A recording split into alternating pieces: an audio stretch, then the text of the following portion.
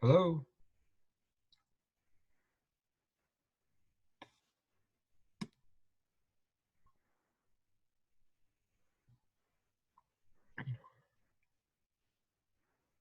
What's going on, Silva?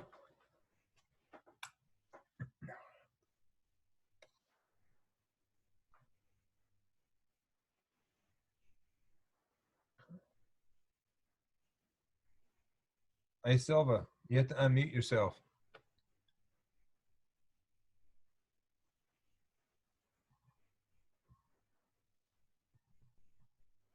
Can you hear me, Silva? Hello.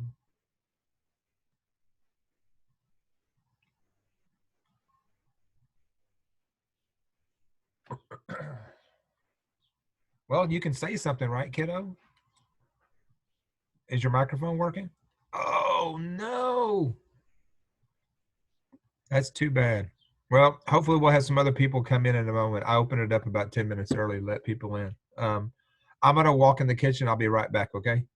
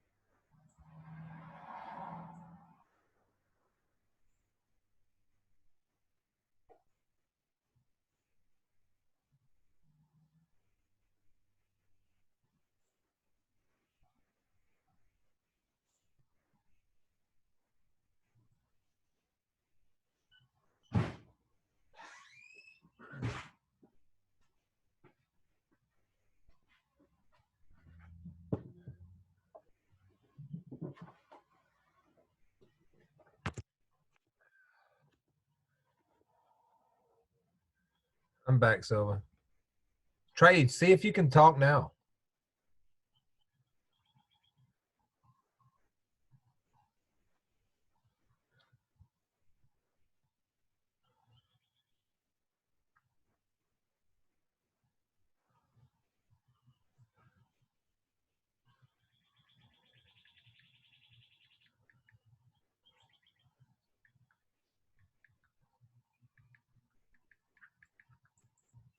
Nope, I can't hear you. Maybe I need to turn up my audio. Oh, I should be able to hear you.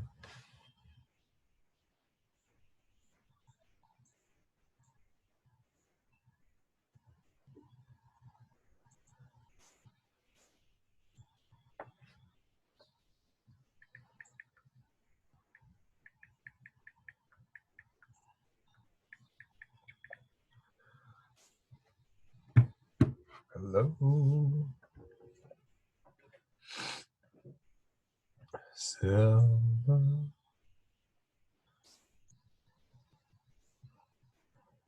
Oh, here they come.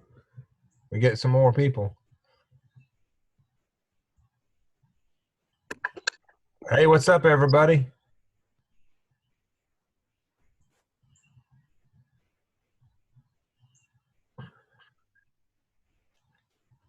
What's up? What's up, person? Hello. Hello. Oh, man, I'm glad to hear you guys. Abdul is me. What is this, Abdul? What are you? What's your avatar?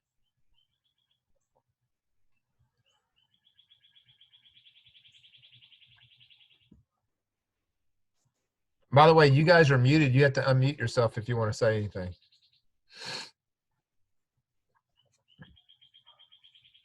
I just unmuted you, I think. There's Donia. How's it going? Hey, it's going well. How are you? I'm doing well. Have you been doing anything fun? No. Last time you said you were studying for the ASVAB. You still doing that? Oh, I've been working on my my art IB stuff. Oh, yeah. You Get got a that in. portfolio. Yeah, you got to get that done. There's Everhart. Woo, I hadn't talked to Everhart. What's up, Everhart?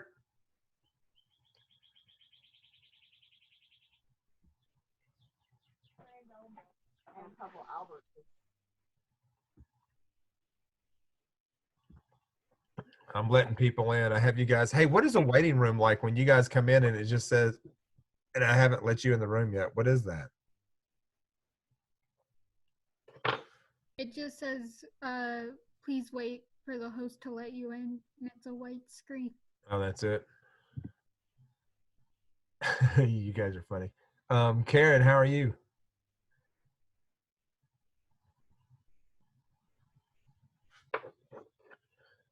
Karen, can you hear me, Karen?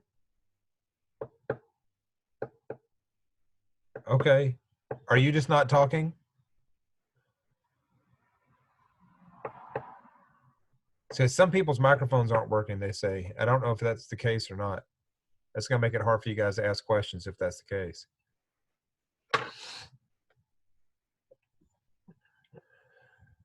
What's up, Jenny?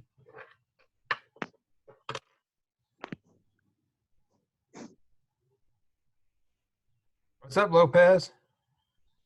You think some of you guys are saying, okay, some of you guys are at work, so you're just listening, and other people are saying that they think you're shy. I can't imagine you guys being shy at this point after all this time. Here's Amisa Adu. Amisa Adu. Yeah, I'm at work. What's that? Yeah, I'm at work, yeah. Oh, you're at work as well? Where do you work? Oh, you've told me this. You work at Home Depot. I bet Home Depot's a ghost town. Nope. I'm gonna get my coronavirus package soon. What's that? It's pretty full. Oh, is it really? I went to Home Depot the other day, and they only let 50 people in at a time. It was No, it was like 120. Oh, it was 120. Oh, well, it was not here in Arlington. It was a different town. It may be different in Arlington. I'm going to wait till 12:05 to get started to let people in. So if you guys are wondering what's up, I'm just going to wait till 12:05 to make sure I let everybody, into the class. Destiny, where are you working? I don't know if you can chat or what.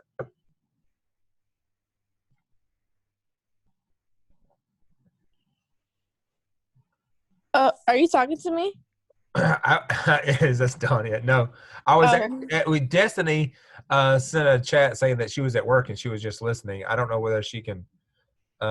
She's servicing different stores. I don't know what stores are, but so Destiny's at work and she can't participate. She can she can participate insofar as just listening. Is this you in your robe, Donia? Live? Is this what you're doing? Sitting around in No, that's not my robe. That's a sweater. Oh, that's a sweater. Okay. Because it's funny. My wife, she just sits around in a robe all day. It's kind of ridiculous. I'm like, get up and put some, normal clothes on so that we can feel like we're part of the world, At No, I least. refuse to wear normal clothes. It's pajama time. I'm not Nope. leaving the house. I don't have to look nice for anybody. I'd rather No. be comfortable. Just for yourself. I mean, so you feel like a person, right? So like put some shoes on, you feel like you're going somewhere, something along those lines, I don't know. We've got 20 people. I'm hoping that we can get 50 by 12:05. Okay. Hey, Miss LaCour.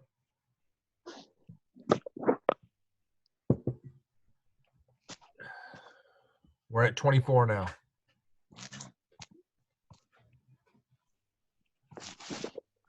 Uh, 12:01. PJ all day. That's what Jenny says. No way. We're not doing that. And you're not allowed to wear shoes in your house, is he? That's a sin. Oh man, that's crazy. I don't know. 50. Really, the maximum that you guys have had in any class is 38. That's what. Oh crap! It got buried. I can't see who made that comment now. It was Caleb. It was Kayla. So is that true? The maximum that you guys have had in a class is 38? Not really. Well, we're going to beat 38. What's up, Douglas? So that you guys know, I'm going to wait till 12:05 unless we hit that 38 mark. If I hit that 38 mark, we'll start a little earlier.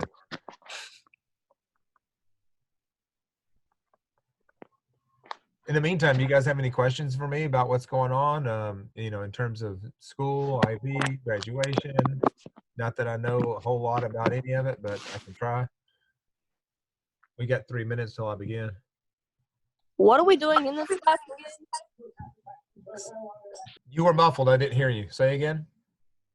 What are we doing in this class again? Like, Okay, so you talking about because we've got all the content and everything taken care of? yes. Okay, yeah. So I will give you guys, we're going to come online and talk about different topics. Most like today, we're literally going to be talking about our freshman year of college. That's it. Best practices for college. And every week I'll have a different topic. And when we get off today, I'm going to ask you guys what's better for you, Tuesday or Thursday. I have to have you scheduled for Tuesday and Thursday, but I'm just going to meet with you one of the two because we do have everything done. There's literally nothing outstanding that we need to do. We've taken care of we've crossed every T and dotted every I. So we'll talk about a different topic every week until we graduate. I do have an update on your IAs and how that's and what that's going to entail. So I'm going to wait till 12:05 to bring you up to speed on that. But you guys have other questions? Hey, Mr. Pope. Hey, what's up? How are you? I'm pretty good. Is this Robles? No. Who is this? On hell? Yeah. Okay. Nice to talk to you, baby. Have How you you been? Have you been able to ride your horse? Yeah, sometimes. It's been a little while though, because my parents don't want me to go out. Yeah. Well, and it's so muddy you can't do anything. It's crazy. Yeah. I worked in a pasture last weekend and it was quite rough. It was a lot of mud. All right, we got 1 minute and then we're going to begin. Hey, Mr. Pope. Hey, who is that? Is that Medina? Yes, sir. Ooh, glad to talk to you. How's everything in Garland? It's all right. It's all right. Hey, we beat 38. We're at 41. So we'll begin in just a second. As a matter of fact, I'm going to go ahead and share my screen with you guys. So you said we're not doing biology, we're doing We are not. There's no point really. You guys have taken care of everything. So what we're going to be doing is I'll handle a new topic every week, and this week is going to be freshman year of college, things to expect. I'm going to share my screen with you guys, and is it from that book that we've been reading, or this is like your own? Some of it actually correlates quite well. So what I did is I did some research and I looked up, got some stats for some things that are are important, some data that shows what is and is not important for your freshman year. And some of it goes along with higher learning, as well as, I can't remember, it was higher learning that you guys read, yes? Yes or no? Yes. Okay, can you guys see my screen? Yes. Do we have to do an assignment for you, or we're just gonna listen? Yep, you do not have to have any assignment for me. What I want you guys to do is make sure that you are taking care of your IAs. I know you guys have some outstanding IAs for some of your classes, art, psychology, history. Most of those are probably done, but maybe not all of them. That's what you need to focus on. That's literally what you need to focus on. Can you guys can see my screen? Yes. Yes, I can see it. Yes. Okay. What does it say? Yeah. Business Business time. time. It says business time. Okay, so you guys can see it. So, all right, I'm going to start with what's going on with IAs. So, in terms of your IAs, I did get all of your IAs graded. You guys know that because I put the grades into Power School, and I do know what your marks are. I got a second request from IB. IB has requested that I send another document. I do not know what that document is, like the format of that document, and it's very ambiguous. So I replied, but they wanted me to send comments for every criterion. So like personal engagement, exploration, analysis, evaluation, communication, all those parts. I have to go in and give a justification for each mark that I gave you. So I'm in the process of having to read those again. Which is fine. It's just going to take a long time. So I'm spending my afternoons just rereading those as well as teaching the freshmen. So that's where that stands. I do have to have them uploaded by April the 19th, I think at midnight, I believe it is. So that's a Sunday. I had already submitted them, and they kicked them back and saying that they want me to resubmit. I had submitted your marks, but not submitted the paper. So they want me to submit the paper along with comments. So I have to go back and do that. So it's going to take me a couple other weeks, but everything is taken care of from y'all's end. So you guys don't have anything else to worry about in terms of the class, but I do have to take attendance. So I am going to take attendance today whenever I go through this, and we are going to meet one day a week, Tuesday or Thursday, because I don't have anything else for you guys, and I want to make sure that you guys get everything done by April 20th. Do you guys have any questions for me about that? Nothing much. Nothing much. Anybody else? That's just Herson. Nope, I have no questions. Okay, all right. We're going to go through this business time. So this is about your freshman year. I'm going to go through some different topics that are going to be important that you need to kind of keep in your back pocket and think about as you go into your freshman year. So very first one, let's see if I can get through this. Okay, so one of the things that you guys are going to have next year that's going to be that you're not really accustomed to is going to be a lot of free time. A lot of free time. So you're going to be in class really only 12 to 15 hours a week. And when you sign up for classes, most of your classes are going to be what they call 3 or 4 hour classes. And really what that means is that you'll meet either twice a week for an hour and a half or 3 times a week for an hour. So that's it. And those classes are going to be anywhere from 12 to 15 hours total for the week. Now you guys are used to being in class for probably 15 hours over 2 days. You guys are going to be in class 15 hours over 5 days. So it's going to give you a lot more time than you've had in the past. Something that is really important to do is to schedule your time. And I'm going to tell you how I did it. What I would do is I would use a desk calendar. Now, that's a little antiquated. You guys probably would use your phone, but you schedule time for everything. And what I would do is I would treat it like a 40-hour-a-week job. I worked in the evening. And so I would go on campus, even if I had a class at 10 o'clock, I would go on campus at 8 o'clock, no matter what. I liked 8 o'clock classes, and I'll come back to that in a moment. But I would go to on campus at 8, and I would leave at 5 every single day. And I would break for lunch, but I treated it as a 40-hour week. And so anytime, let's say I was taking 15 hours, if I was taking 15 hours, that meant I had scheduled 25 hours between 8 to 5 to study. Study could be partners. Study could be going to the library and doing research. I didn't have the internet, so I could not do research at home. I would literally have to go to the library, pull books, read the books, or make photocopies of those books. So it's imperative that you guys schedule time in your week for this. If you don't, you're going to find that you get behind, and it's easy, really, really easy to do. It's super easy. Some of you guys are getting kicked out and I'm letting you back in. Sorry about that. And again, if you need to say something or you want to chime in, just chime in and ask a question as we go through this. Another thing, and this is very important, this was very true for my son. My son, he did not feel very comfortable his first semester at A&M. He felt very, very uncomfortable. He's kind of an introverted person. He's kind of like Donnie was saying, kind of shy, and everybody's going to feel pretty nervous. I don't have corona, by the way. It's just my allergies are killing me. So if everybody's feeling nervous and everybody's kind of in the same boat, they're going to put on this impression that they're fine, but they're not. They're feeling the same way you are. And so it's really important for you guys to reach out to one another. You see somebody kind of sitting by themselves, when you walk by, say hello to them, and just try to make them feel comfortable. Everybody's feeling uncomfortable. There's going to be people that act like they're not, and they are. This is probably one of the reasons that so many people join fraternities and sororities, because it gives them a sense of community really, really quick. But you don't have to do that to feel as if you're part of a community. You can just reach out to somebody and say something to them, and you can start to build some connections between people.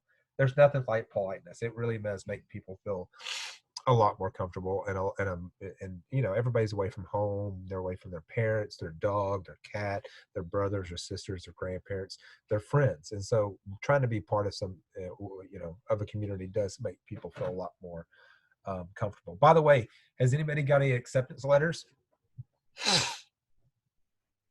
New acceptance letters over the last couple of weeks? Yeah, sir. What? You did or did not? Did. Did, okay. And do tell.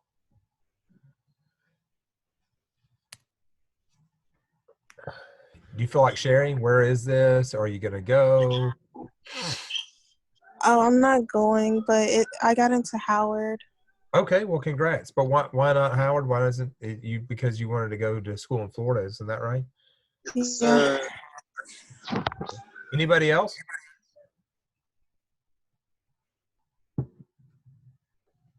I got declined places. Say again? I got declined, well, not declined, waitlisted places. Okay, and so are you considering, one of these schools on your wait list? Absolutely. Okay, okay. And who is this Lopez that's saying this?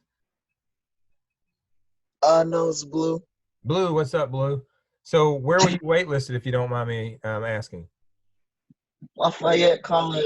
Oh, man, I know that's the way you wanted. Well, let's hope that works out. I hope so. Blue, sound like you got auto-tune. Say again? Oh, whoa.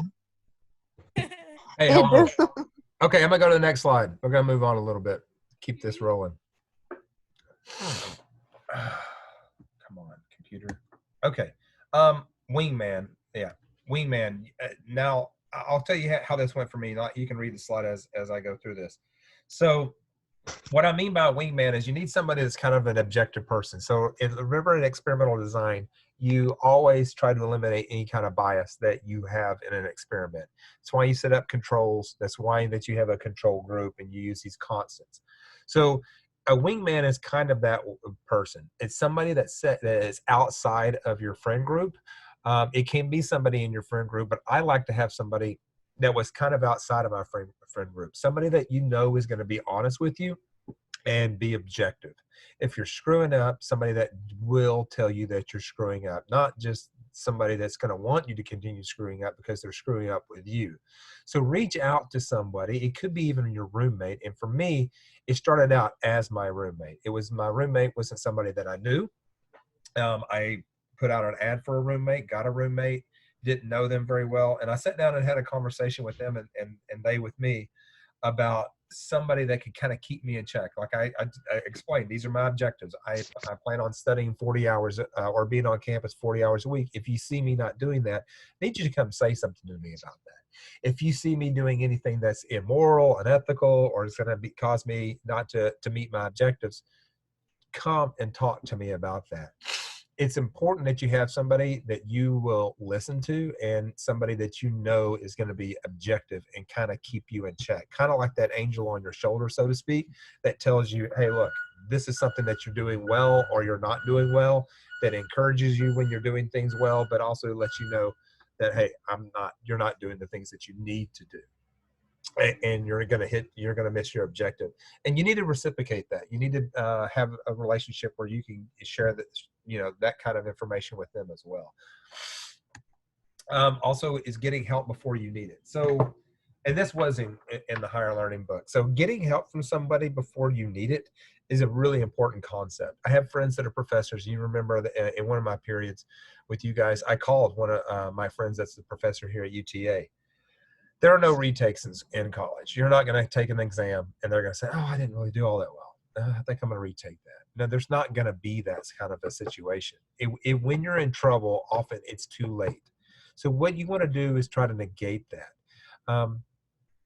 You need to go in, talk to that professor, try to ask questions in class, maybe walk them from one period or one of their classes to another class or to their office, and try to build a relationship. Find a study partner, get in a study group, establish that study group really quickly. And I'm going to go back to how you do that in just a moment.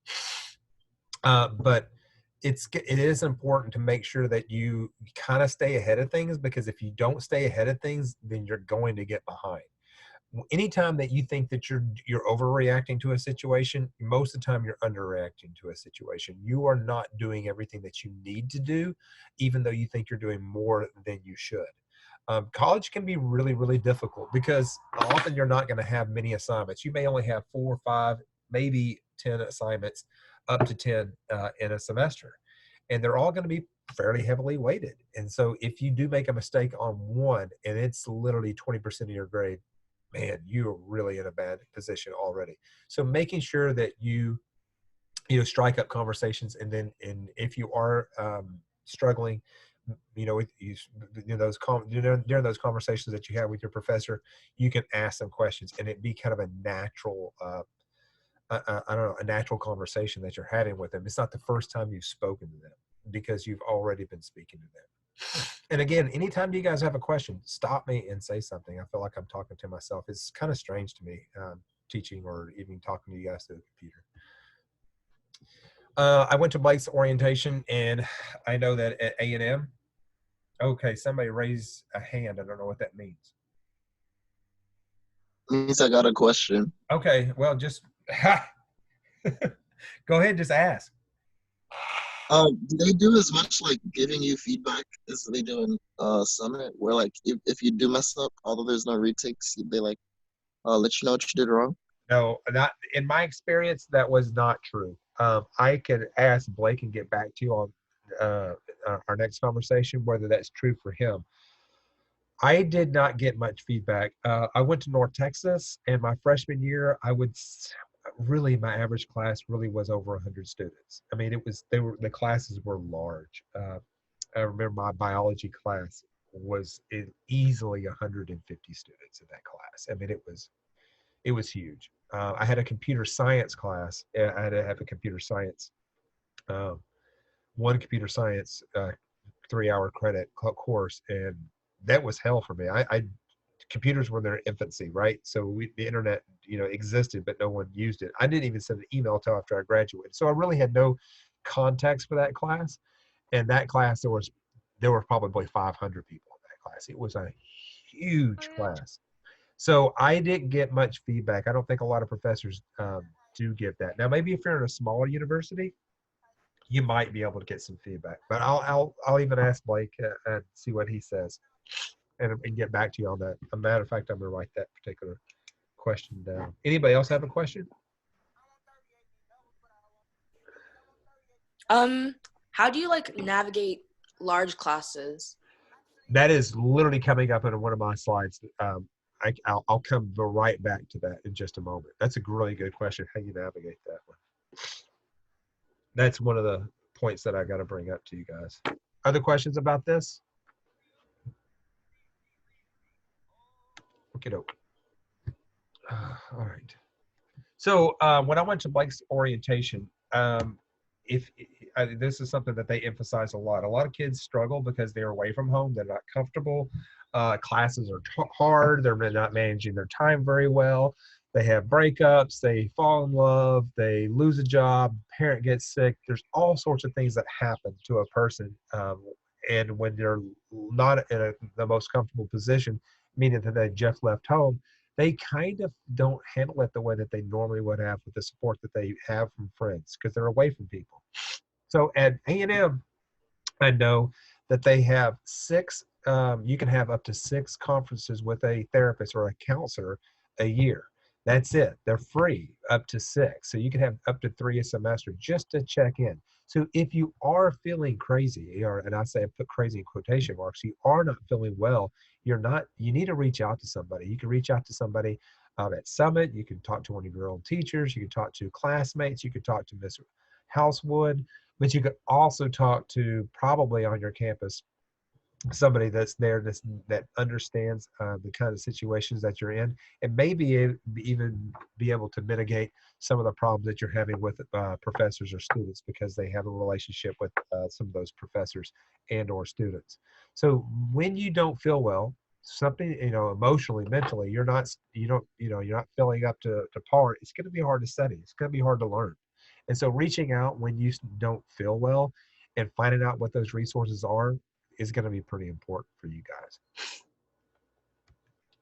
Current events is important too, man. I can't emphasize this enough. I know that at the beginning of this year, I brought up the 15 most talked about topics on universities, on university campuses, and current events are a must. If you stay abreast to the news, if you read the news, and I don't mean get the news off Twitter or get the news off of Instagram. I'm talking about a reputable source for the news. You're reading something that is, by a journalist that knows that they have sources to back up their information, and you stay abreast of these types of things that are going on. You're gonna see the connections between your coursework and what you're studying, as well as the news. And by having these conversations with people in class, as well as your professors, you're going to show curiosity. People are going to want to have conversations with you. You're going to get caught up in conversations with people that are going to lead to opportunities and lead people to think, hey man, this person actually knows what they're doing. They're staying up, with current events. They're staying current, so to speak. And it really lends itself for you to be able to, build better relationships with professors and classmates. And you maybe even find class organizations or student organizations that revolve around some of the current events that you're interested in. And so staying up with current events is really, really, really important. It may not sound like it is, but it really is. It leads you to finding better opportunities all the time. Can you give us where you get your news from? Okay, where I get my news? Well, I have a couple of subscriptions to news, but I do get it via the internet. I don't read the newspaper anymore. I read every day. I read headlines, and I get headlines from the New York Times, New York Post, Vox, and Atlantic. Those are the 4 that I read first. I feel like New York Times and the New York Post is a little more right-leaning, and I know that sounds kind of strange, but it is. Most media is a little biased, but the New York Times tends to be pretty objective. A lot of times they get stigmatized as being a little left-leaning, but I feel like their opinion pieces, their editorials may be, but their articles are just pretty much fact-based, straight news. The Atlantic and Vox, the Atlantic, I think, the editorials and the Vox, their editorials, they are also probably a little left-leaning, but in terms of their articles, and I'm not reading editorials necessarily, but their articles are going to be straight-up fact-based information. A lot of the other news organizations, even their articles seem to have a bit of a slant to it. But I like to just know what's going on in the world. I mean, just having some inkling as to what's going on. Like, I'll give you an example. On the 29th of February, I sent an email I say Tyler, but for you guys, Mr. Andrews, Chastain, and I believe it's Mr. Diaz. And I said I was going to take bets on whether we would shut down because of the coronavirus. And everybody thought I was crazy. They were like, "You got to be kidding me. What are you talking?" One person didn't even know what I was talking about. The other person was like, "I don't think it's going to come to that, man. That's in China." 2 weeks later, we shut down. Now, even in whenever I was taking bets about it, I bet on April. I thought it would be April before it would reach this point, but it didn't take that long. But that is what it is. But had I not been keeping up with the news, I might not have even saw that coming. And so that's where I kind of get my news. Where do you guys get your news?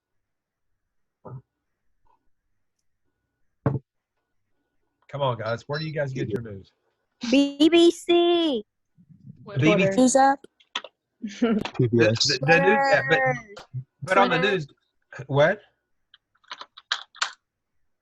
Huh?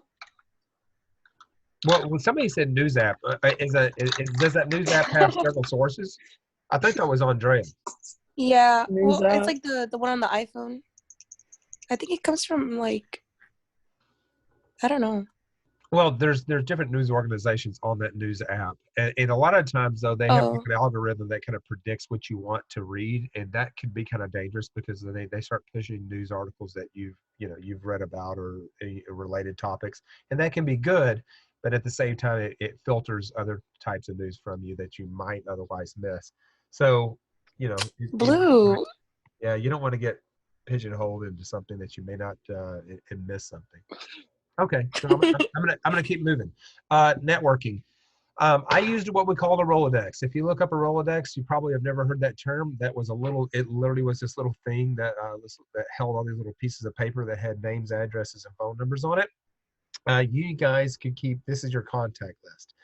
But you can still use Instagram, but you need to build a LinkedIn page. If you guys don't have a LinkedIn page, you need to build a LinkedIn page. And a LinkedIn page is what a lot of college students use to start networking. And a lot of the graduates, and you can find me on LinkedIn. You can just go to Brandon Pope LinkedIn, and you can find me on LinkedIn. I have a LinkedIn page as well. It's not necessarily social media. It is a little bit, but really what it is it's geared towards careers as well as education. So if you have a LinkedIn page and you do meet someone and they are interested in you, they can go to your LinkedIn page and they can see what your credentials are, what certifications you have, what's your educational background, what is your work history, and those types of things. And this is imperative. Everybody that has a career in the United States that's college educated has a LinkedIn page. And every college student that is going to have a career has a LinkedIn page. This is without exception. And I'm not joking here. So you guys really, in terms of networking, it's important. You need to pay attention to guest speakers at your universities. Guest speakers are awesome. I went and saw Bob Woodward this year at UTA. They have the Common. I don't know if you guys know who Common is. Common came and gave a talk at UTA. But you can go and you can see these speakers relatively often. And most universities have these for students that are for free. I have a friend at UTA, so I get to go see these professors for free, or not professors necessarily, but whomever it is the guest speaker is. You get to see these people for free. And this is the only time in your life you'll be able to see people of this caliber that for basically for free. And you're going to see people at these talks that you can start to network with as well. Now, this other point here about paying attention to your parents' friends, to your friends' parents, this is important as well. So you're going to find friends that are in the fields that you're studying. And often people study what their parents study. And even if they don't, you're going to have friends that maybe aren't studying the same thing you are, but are also going to have parents that are in the same field you are. Talk to those parents. The more people you know, the better off you're going to be. I know this is, and this has been said to you, or you've heard this your whole life. It's all about who you know, and it truly is. By having by having an end to a I guess a company, if says you want to work for a company and you know somebody who works there, you're more likely to get that job. If you have friends whose parents work at this company, you're more likely to get that job. A lot of you guys, even if you have jobs now, it's because you probably have a friend or a family friend who helped you get that job. This is how the world works. It truly does. It's harder when you don't have these connections. And it's not to say that you won't get a job without having a friend or a family member or somebody that you know that's there, but it certainly makes it easier. So really don't discount people. When you meet people, see what they have to offer you, and likewise be able to offer them something. It's a tit for tat world that you're going to be in. It's all about who you know. So networking is important, and you get that also because you're talking to professors quite often, and your professors are people that you know as well.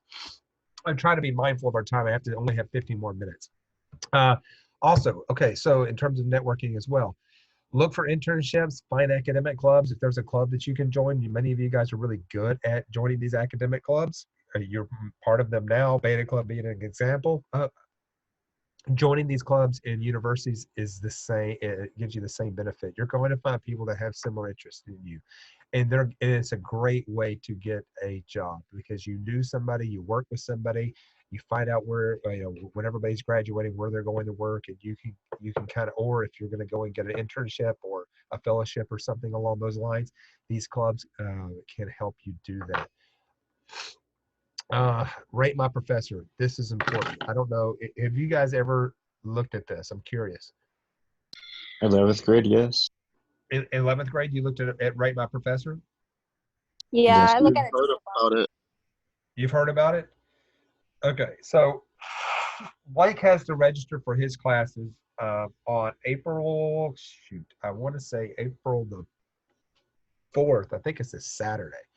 And what we've done is we've gone ahead and pulled up all the professors for the courses that he wants. What Rate Your Professor, if you look up Rate Your Professor for your university, it's going to show all the different professors that are within different fields. It'll also show what's classes that specifically that they teach. So if they have ratings. They'll have a rating of A, B, C, D, and there'll be A plus, A minus, whatever. And you can see all the comments from previous students there. You're going to want to get the best professor for those classes, the best teacher. Most of these professors do not care anything about their courses. Um, you have to treat it as if it is your course, not theirs. Their job is to publish. Their job isn't to teach you anything. Some of them just happen to be better teachers. They're not trained teachers, but they just happen to care a little more about education. So that's the professor you want. The professor that's a little more outgoing, that may be able to reach out and go the extra mile for you.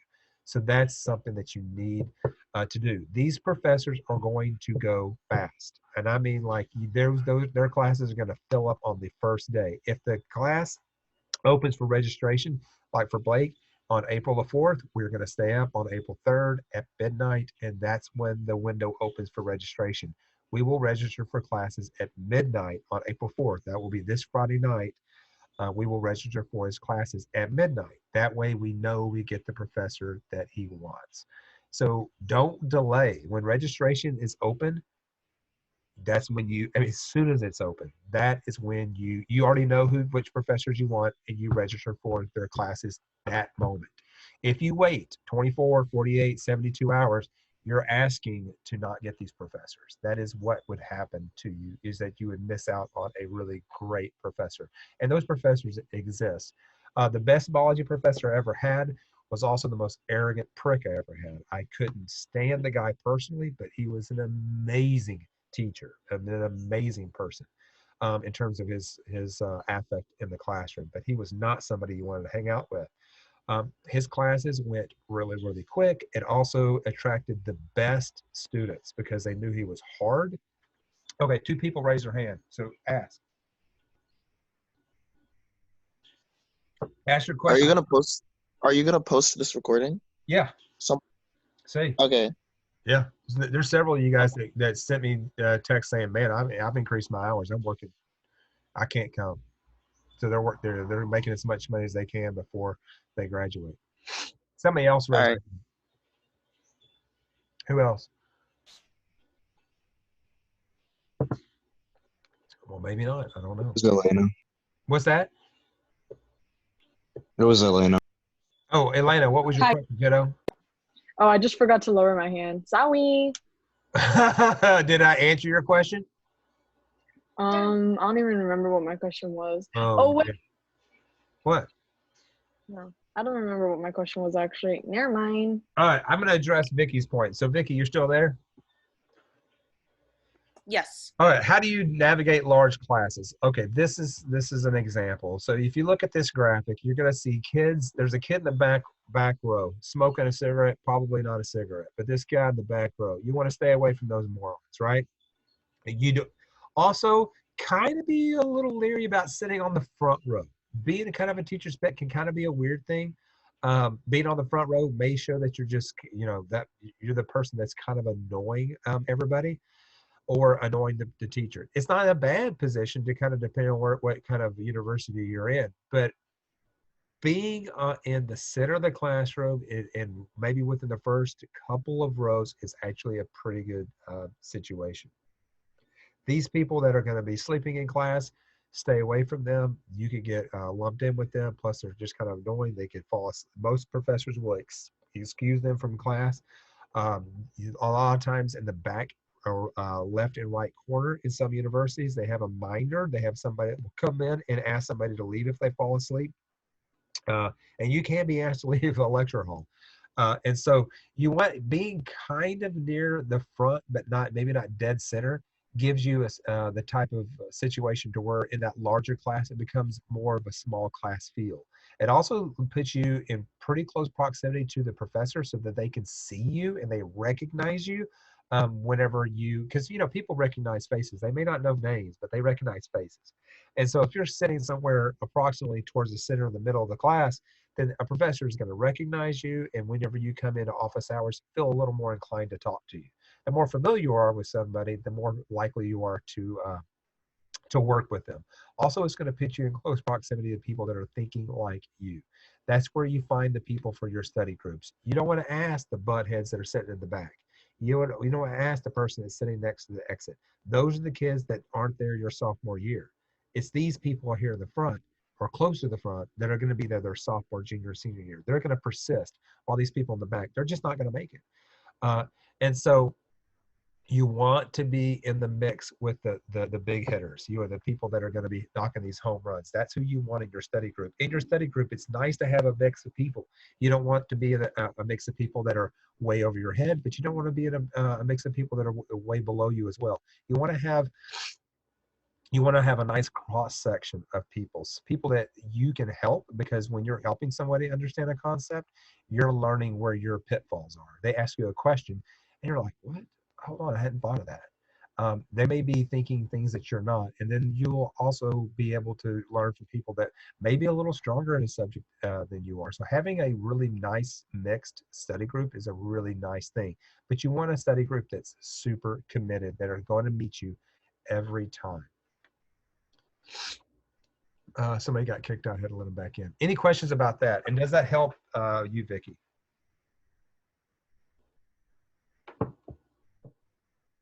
Hey, Vicky, does that help you, kiddo? Does that help you understand how to navigate a large class? Yes, thank you. Oh, you're welcome. Okay, we're going to get to the rough stuff now. STDs. I'll give you a moment to take a look at this.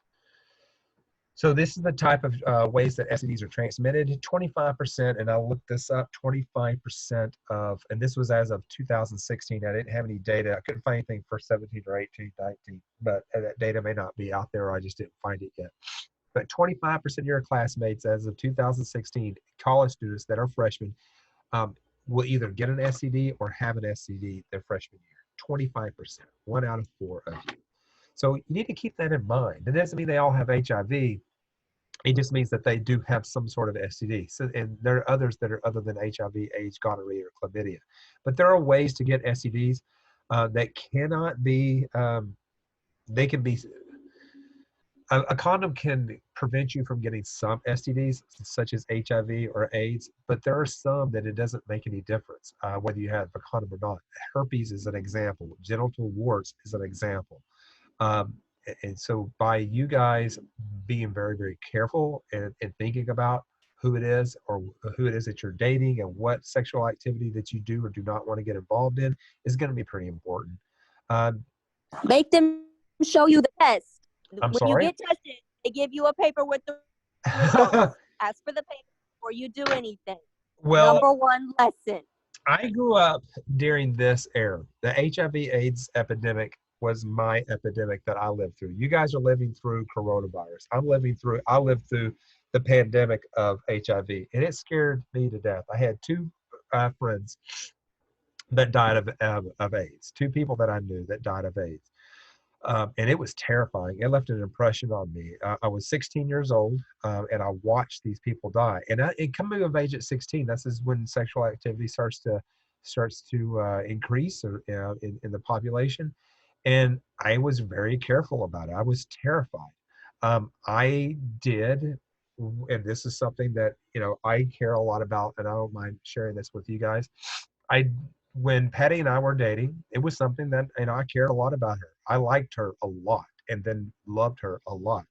And we both had people that we knew that we had lost, and we did decide that that would be a good, responsible step because we did care about one another to make sure that we both had a test, and we went and got tested together just to make sure. Not that we had any kind of symptoms that gave us the idea that we should or should not get a test, but just for the peace of mind and the responsibility towards one another, we did. And it's not to say that you need to or you have to, but just being kind of careful in the way that you go about this is important.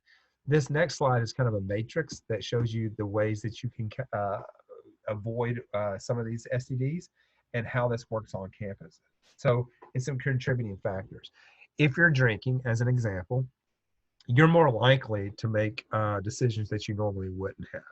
So if you're drinking, you may think, I'm kind of excited. This works out. I like this. I'm kind of into this person at the moment. And you may decide to have a relationship with somebody or an encounter with somebody that could lead you into a dangerous situation. So coupling sexual activity with alcohol is probably a pretty poor idea. Or if you know that you're going to go out and you guys are going to, in this case, be drinking or something along those lines, you may want to prepare for that ahead of time. Talk to someone and say, you see me making a pretty bad decision, that wingman, so to speak, somebody that's going out with you.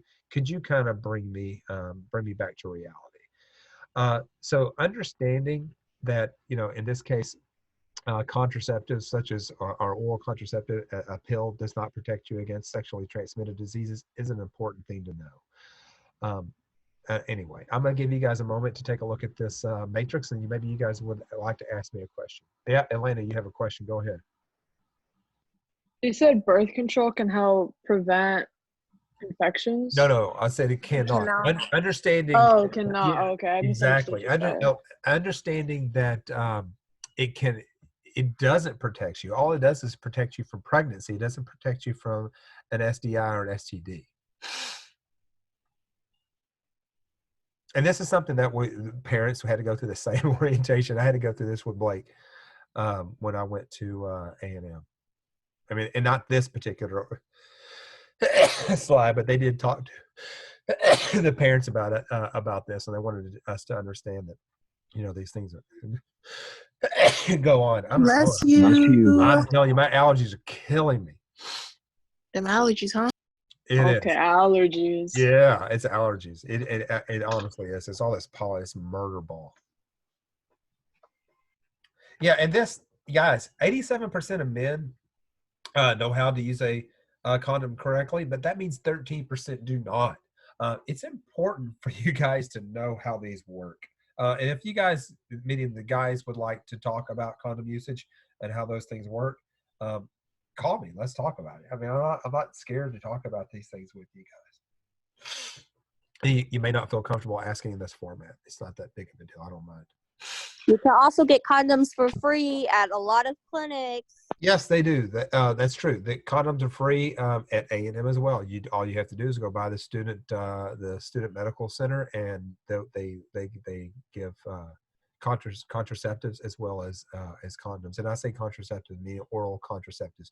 You guys are going to be 18 years old, or you are 18 years old. You are now an adult, and you can go and to the doctor without parents' permission. This is or have a parent's consent. So when you're at a university, this is on you. Okay, got to keep moving. Last one's kind of a sticky one, and then we're going to end here. What no means, and this is some serious business. I don't know if you guys pay a lot of attention to the news. We were talking about the news earlier, but the cases of rape have gone up a lot, and these are some of the rate stats for rape. If you'll see, 6% are aggravated, which means that there was a weapon used. That means 94% of them were not aggravated. Most of this is going to be rape that's going to be occurring like a date rape or rape by somebody that is you're affiliated with or you're close to. This is a lot of these numbers are increasing. Mostly, I hope it's not because there's more race, but it's because more people are comfortable reporting these. It is important that you understand that people aren't tolerating this crap anymore. People are talking about it, and when people talk about it, they're going to say it's going to come up, and people are going to get convicted. 1,225 male students were convicted in 2015. 1,369 males were convicted. You do not want to go to a university, get convicted of rape, because they're going to kick you out, and now you've got a felony conviction on your record. And it could be because of this situation where I'm talking about no. If somebody tells you no, that is it. That is it. You do not press any further. If they later say yes, you can still be charged with this crime. It is, once they say no, that's it. You have to back off. Also, and this is something that's not understood, and this is true for across the country, a person who is under the influence of any drug, if they're under the influence, well, I'll say any drug, maybe not caffeine, but if they're under the influence of marijuana or alcohol, I know for a fact in Texas, you cannot give consent. So if you were to have a friend or a girlfriend or a boyfriend or whomever, and you sleep with this person and they are under the influence, they cannot give consent. If they decide the next day that that this was rape, that's it. They couldn't legally give consent. If you can't get consent and there is sexual activity, that's rape. Somebody else raised a hand. I don't know who it was. Oh, maybe it's Elena. You didn't put your hand down. Oh, there she goes. It's early. Sorry. Would y'all have questions about this? This is where I have to leave off because I have another class in 12 minutes. Pressure also counts as rape. You can't pressure someone into it. If you pressure them into it, it's rape. That's what I'm saying. So, That's what no means no means. Yeah, that's what if you pressure them, if they say no and later say yes, you pressured them into it. That is legally rape, and this is probably accounting for these numbers here. Why so many people are being convicted? Because people are, like I said, are tired of this. I mean, we've had this Me Too movement, and people are empowered. This is why Abby is speaking up so quickly and easily. And you don't want to get caught in this situation. And understand, you don't want to violate someone. I mean, these people, these are sons and daughters of people. And I look at it in terms of that. These are my, you guys are like my sons and daughters. I care about you guys. I don't want to see you guys go into a university and this happened to you, right? There are people that care about these people, and I, God forbid something happens to one of you guys or one of my own children at a university. I'm going knives out after these people. I'm going to seek every legal opportunity I can to ruin this person and see them behind bars. And these are also 18, 19, 20-year-old kids who don't have a whole lot of experience at life. Their frontal lobes are quite developed. They're not making the best decisions. So knowing this before you go into a situation is imperative. Thinking, I need to make sure I know what I am doing when I go into the situation. And if not, and I'm under the influence and I'm more likely to make a mistake, then I need to make sure that I have somebody there to tell me, hey, look, you're acting like an idiot. And then that person is there advocating for you, your wingman, so to speak, in a situation, talking to that person. Okie doke, kiddos. Questions before we end, because again, I've got to be in another meeting in 10 minutes now. How long before this the recording is posted? Say again. How long before the recording is posted? I will probably. I've got to compress the file, so I have another meeting after this. Yesterday, when I had mine with the freshmen, I was able. Oh, did somebody just draw on this in the bottom? How did you do that? If you did, who's doing that? Hit the pencil button above mute, and then you can draw. That's so cool. Oh, I can use that. I can use that. Who's doing this? So is that Montana? Wow. Oh my gosh. Hey, Montana. Is it?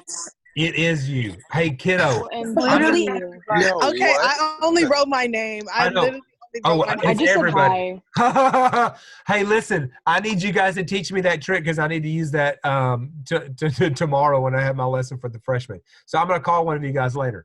So to bring up when will I have this posted? I have to compress the file, and it takes me about an hour to compress this file. Does that answer your question, Blue? This is your background. Yes, it does. Oh, I have a Okay, question. So it'll probably take about 2 hours. Yeah, go ahead. So you know how senior grade book is supposed to close like beginning of May? Is that still happening even though like we're not in school? Good question. I don't know the answer to. No.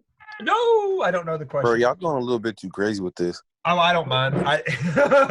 It just helps me understand how to that there is a way to OMG. do this, which I will. Don't What the tell heck? freshmen How? how to do it. OMG arrows? Those are perfect. Other questions, kiddos? Yeah, it's graduation happening. I don't, man. That kind of thing, I don't know. I hope it does. I really, really, really, really hope it does. Oh, you know what you should do? When all this is over, we should have a cookout at your house again. Yeah, when all this is over, we'll definitely have a cookout this summer. Assuming that this is over this summer, I will definitely have you guys over and we will have a cookout. I miss you guys so bad. Noise. You're my coworkers, man. Oh, and since you I don't need to since have you the don't deer buy again. meat, can we donate meat so we don't have to eat like deer or something? Look, there's Santa. Yeah, I guess. Yay, Let's do it vegetarian. If we're not gonna eat deer, let's do vegetarian because I really hate to bruh. do that. I think that's terrible. Yes, sir. Okay. Yeah. I don't buy meat. I just literally don't do it. The only time I buy meat is whenever I eat lunch with you guys. Oh, there's Pope. Pope loves somebody. Pope Marco? loves me. I don't know. Maybe. Okay, I have to let you guys go. I got to meet with the freshmen. I'm gonna let you guys be. Bye. Yeah, Okay, bye. I'll talk to you guys Bye, I later. love you. Bye bye. Love you. Bye. Love you. Bye. Bye, Love you. love you. Bye. Love you. Bye. Bye, I love you.